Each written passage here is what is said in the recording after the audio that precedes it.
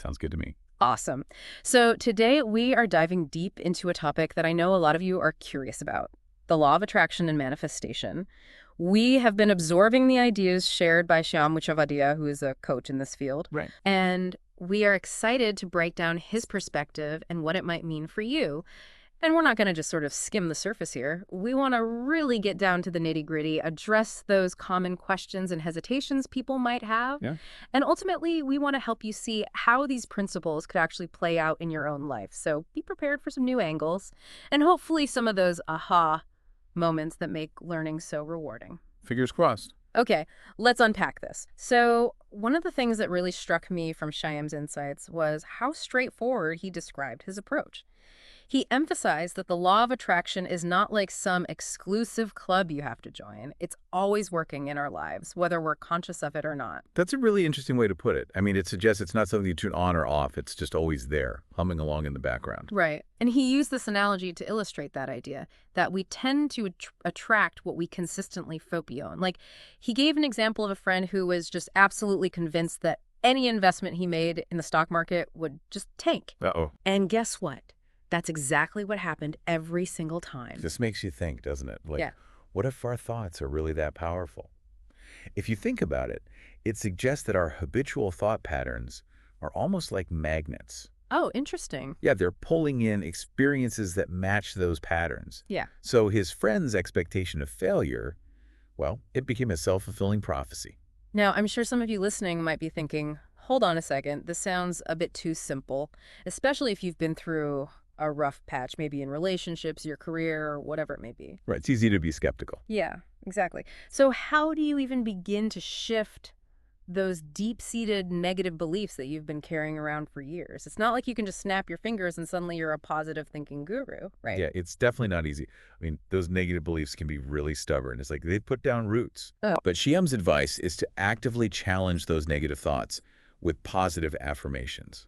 Even if it feels weird or forced at first, the key is repetition. Just keep at it. Think of it like tending to a garden, right? Okay, I like that analogy. You're planting these new seeds of positivity, even if you can still see the old weeds of negativity poking through. Makes sense. He also brought up this concept of nasib, which is often translated as destiny. And he had this idea that maybe the universe kind of nudges us towards certain information or opportunities when our prarabdha, which he described as the momentum of our past actions, is ready to manifest. It kind of makes you wonder, why are you listening to this deep dive right now? I mean, that's a fascinating perspective. Like, what if everything is more connected than we realize? Yeah. And recognizing these synchronicities, these moments of alignment, maybe that's a crucial part of moving forward on our path. That's deep. And of course, strengthening our belief in all of this is crucial, right? Yeah. Shyam's view on this was really interesting. He suggested that believing in manifestation is not like something you learn in a textbook. It's something that grows stronger through constant positive reinforcement. So, like, if you keep hearing similar ideas over and over, it makes you more likely to notice things in your life that support those ideas. That's interesting. It reminds me of that idea, confirmation bias. Uh-huh. Once we start believing something, we tend to pay more attention to evidence that supports it, even if it was always there. Yeah. It's like his personal experience. He talked about noticing angel numbers. Right. After years of focusing on these principles, it's a great example of how our perception can really shift. He also used this really powerful analogy. He said the subconscious mind is like Aladdin's lamp. Yeah. With a genie inside, ready to grant whatever wishes we give it. I like that. But the catch is that the genie doesn't judge whether those wishes are actually good for us or not. It just fulfills them. That's a great way to visualize it. Yeah. It really shows how powerful our subconscious is, right? It just responds to the dominant programming we give it, good or bad, which makes you think about the impact of all those negative thoughts we have swirling around. It does, doesn't it? And it's even more impactful when you consider the influence of parents on a child's subconscious. He compared the negative effects of constant criticism with that amazing story about Thomas Edison's mom. Do you remember that one? I think so, yeah. So Edison's school basically labeled him addled and said he couldn't learn, but his mother just completely reframed that. She told him he was too smart for their school. I love that story. It just shows you how much power a simple shift in perspective can have, right? His mom essentially reprogrammed his subconscious instilling this belief in his abilities. And, I mean, look what he accomplished. Incredible. So this brings up a pretty practical question. What do you do about the negative people in your life? Especially if you can't exactly avoid them, like family members? Right. Shyam had some good advice for this. He basically said to create a mental boundary, like develop this detached response to negativity, almost like, blah, blah, blah, playing in your head. I like that. And then consciously focus on nurturing your own positive state rather than trying to fix the other person's negativity. It's about protecting your own mental space. Yeah, good boundaries are so important. He also made this really important point about the difference between truly manifesting something and just kind of going through the motions of techniques, I do, yeah. He emphasized that those techniques, they're really just tools to help program the subconscious mind through repetition. But the real driver behind it all is your intention and how intensely you desire something. It makes you think about all those manifestation techniques out there. It does. Like visualization, affirmations, all that stuff. They can be helpful. But without that genuine belief and passion, they're just not going to have the same power. Exactly. And he really stressed that strong yearning, that deep desire combined with strong emotion. He called it chahat. That's the real fuel for manifestation, more than just, a wishy-washy intention. It's like the difference between wanting something and really truly yearning for it, right? It's that intensity that makes things happen. Yes. And then he talked about some common traps that can actually prevent manifestation. Like, if you're only focused on the technical stuff, but your emotions, your actions, your karma, and your true intentions aren't aligned, then it's not going to work.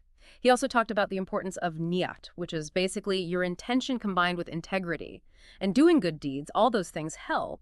So it's about living in alignment with your desires. Right. It's not just about thinking positive thoughts while your actions are totally contradicting them. Exactly. He even compared people who are good at manifesting with those who struggle with it.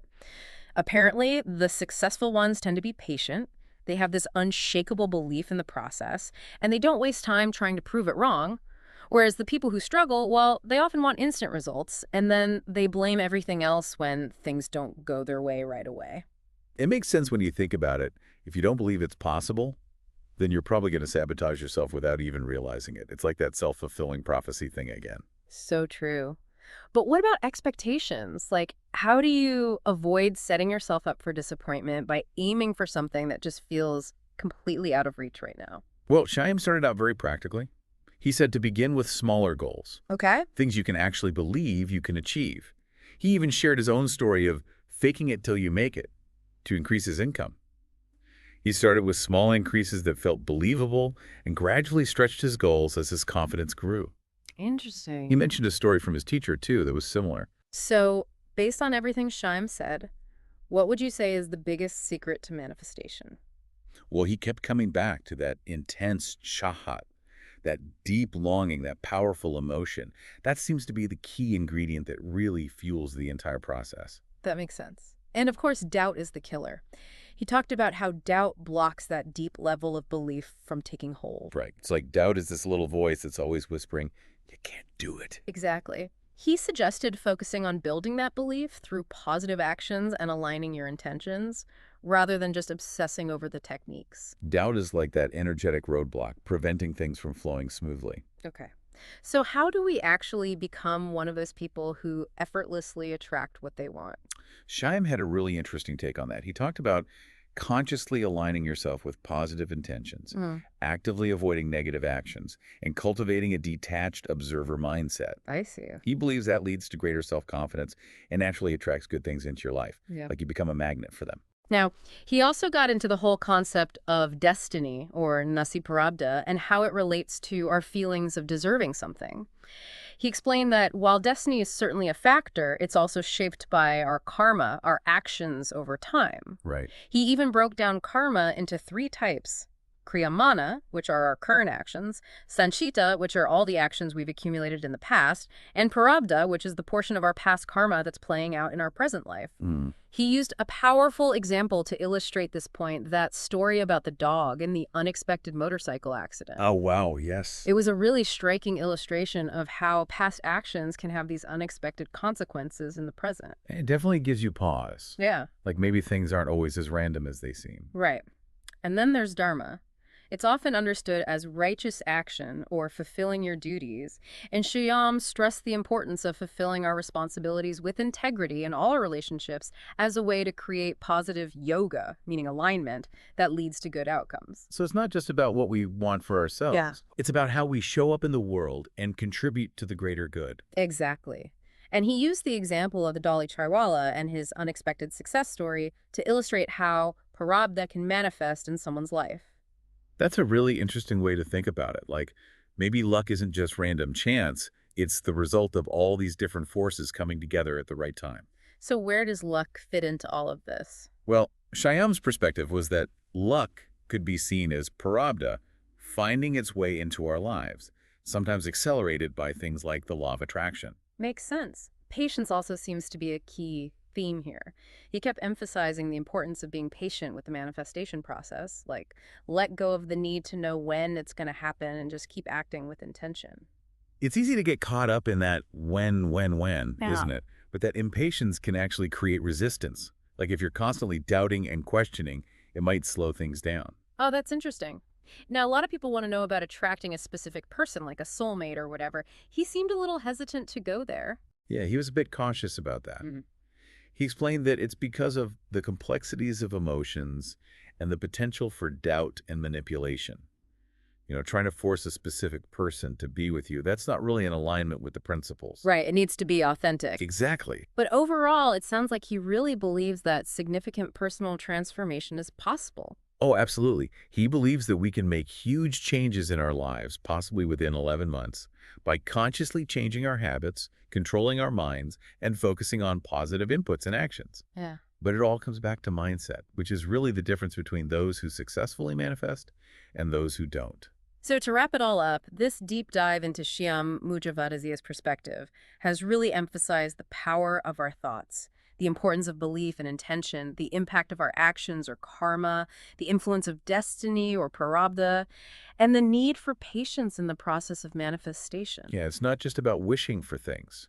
It's about aligning our inner world with our outer desires and doing the work. Right, it's a whole life approach. Exactly. So it makes you think about your own beliefs, doesn't it? Like, what are those deeply ingrained beliefs you're holding on to? Right. And where could you make a conscious choice to shift your focus towards a more positive and intentional way of living? That's a great question to consider.